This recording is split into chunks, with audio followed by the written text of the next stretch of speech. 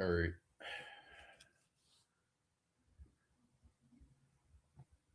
So in today's video, um, I'm going to talk about world class championship wrestling, Sportatorium promos, and Feud summaries from 1983. Um, this is a good concept, so I'm going to talk about it. If you like videos like this, leave a like and subscribe. Videos uploaded weekly. Well, whenever I feel like it, I'll put them up. This is a part-time podcast, so it's not full-time.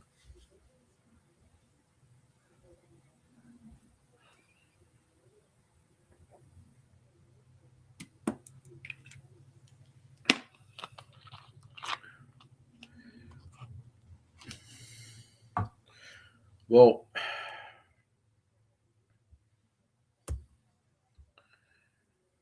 I bought I bought two belts.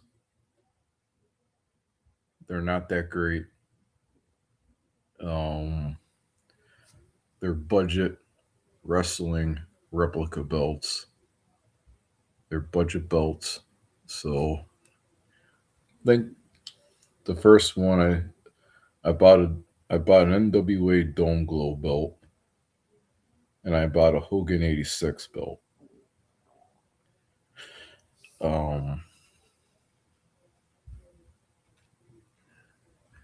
the Dome Globe cost me $135, and the Hogan '86 cost me $172.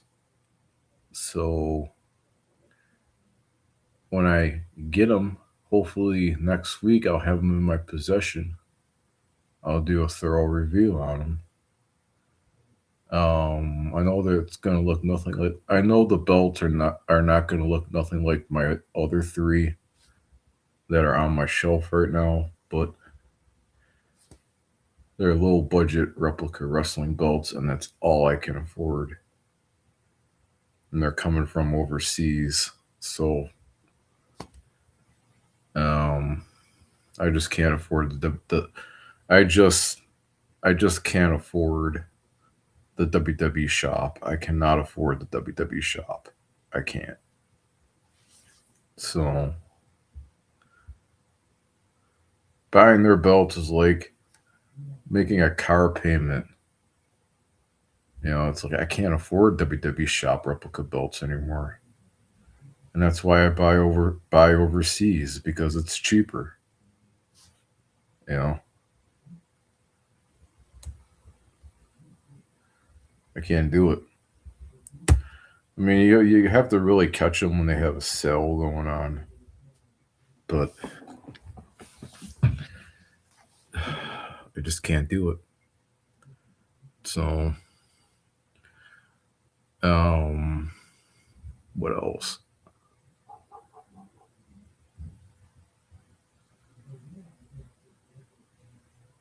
This is technically the Loose Cannon Show. This is not the Booking Better podcast.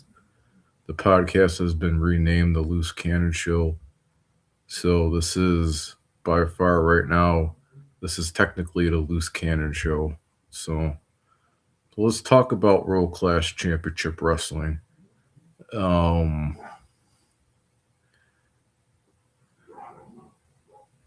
I think the key moments included the June Wrestling Star Wars special at Reunion Arena. The rise of included the rise of Bruiser Brody. Um,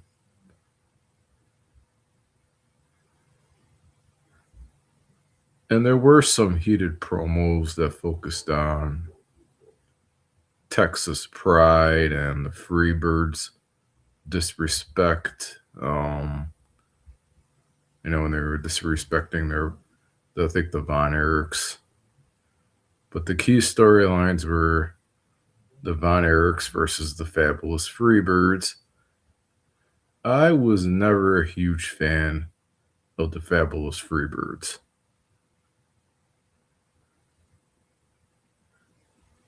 Um, I can never figure them out. You know, I'm not trying to be mean. It's just I wasn't really a fan of them. You know, I mean, it's no disrespect. I just wasn't a fan of theirs. So this rivalry was a central moment in 1983. I mean, they would fight always over the 6-man tag titles. Um, and the Freebirds, they would always use their cheating tactics to win matches, which I can never get it. Which I can never, which,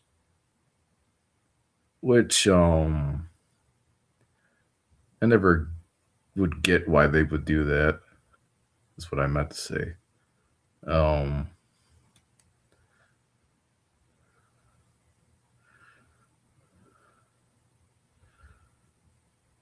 you know what's funny about it is, Oliver Humperdinck would dress up in this biker outfit and he would be their new manager, and I found that hilarious. Him in a biker outfit, I thought it was pretty funny. Um, and they give him this name like Big Daddy Dink. Oh my god, that must have been humiliating for him. You know, I found that to be hilarious. Um,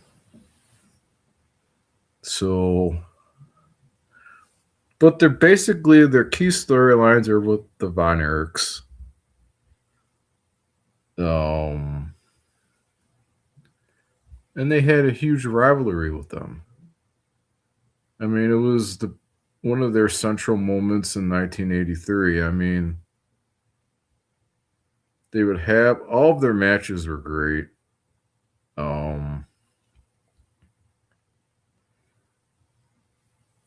None of their matches would really disappoint, you know. But another match I like is David Von Erich versus Jimmy Garvin. To me, this feud felt personal, and I feel this is the one that dominated the summer of '83. That's how good it was. Um,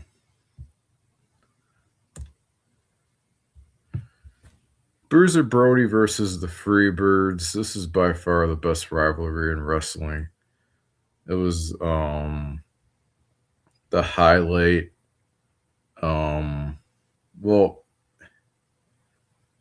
the highlight was when Bruiser Brody tried to remove Buddy Roberts' hairpiece, resulting in a chaotic brawl. Um, General Skandar Akbar's Devastation Incorporated. To me, this was a dominant heel faction. They brought in the likes of Kamala to fight the Von Erichs. It's singles matches or tag matches. This is another feud that was good. Um, Iceman King Parsons is one popular person who was often involved in storylines that would revolve around retrieving Buddy Roberts' wig, which is funny. Um, but the key favorite events or matches was the Wrestling Star Wars event on June 17th of '83 at the Reunion Arena. It had 21,000 fans that packed that arena. I think my favorite match on the card was the Freebirds versus Kerry Von Erich and Bruiser Brody in the main event. That's by far my favorite match from that territory. Um,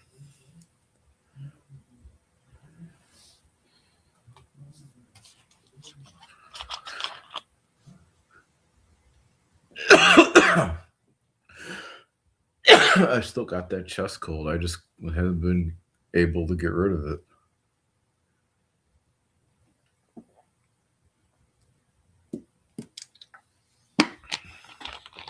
I feel like an old German Shepherd because I've been given all this medication and I just can't get rid of this chest cold. You know, it's getting ridiculous. Dr. Chef's got a lot of explaining to do. I gotta call him. Um, fuck. So I think the next one is probably my other favorite is the one the Thanksgiving Star Wars special, which was on November of '83. Mike Von Erich versus Skandar Akbar. This match, to me, um, I felt was the highlight. Um, it was a special highlight moment in professional wrestling. It was family driven with its storytelling, especially in World Class Championship Wrestling. Um, it's probably one of the special moments on that to me from that episode that I really like. Um, the one at the Sportatorium hosted regular high stakes matches, including frequent brutal and fast paced contests that kept the crowd engaged and off their seat. Um, the one promo I like of the Freebirds is the Attitude promo that featured them complaining about Texas fans and disrespecting the Von Erichs, acting as arrogant Hollywood style villains. That's got to be one of my favorite promos from them. Um, the one event that was hosted by Bill Mercer, to me, it had some real personal, tense promos to it. I forget the date and year that was. Might have been in '83, maybe '82. I'll have to go look it up. I don't know. Um,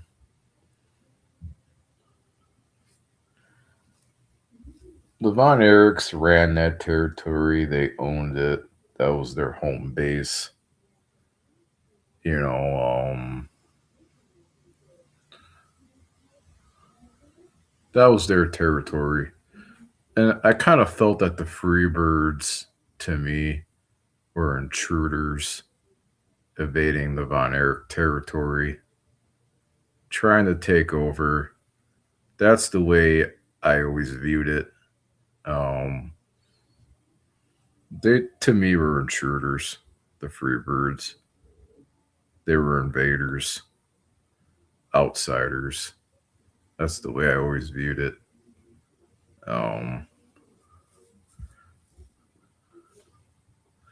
I mean, they had other stars like Bruiser Brody, Jimmy Garvin, Iceman, King Parsons, Kamala, Chris Adams, top tier talent. Um, Harley Race would always defend his title in World Class Championship Wrestling in that exact territory. Mostly his defenses were against Kerry Von Erich. But what I hate about it is it would always end in a DQ, and I can never really get DQ finishes. I mean, I fucking hate DQ finishes. Um, so, and he would do that simply to save his title. That's what every fucking other heel would do to save their title. Um, I mean, even Flair and Kerry Von Erich would have good matches in that territory. You know, their matches together were special. Kerry Von Erich and Ric Flair. You know,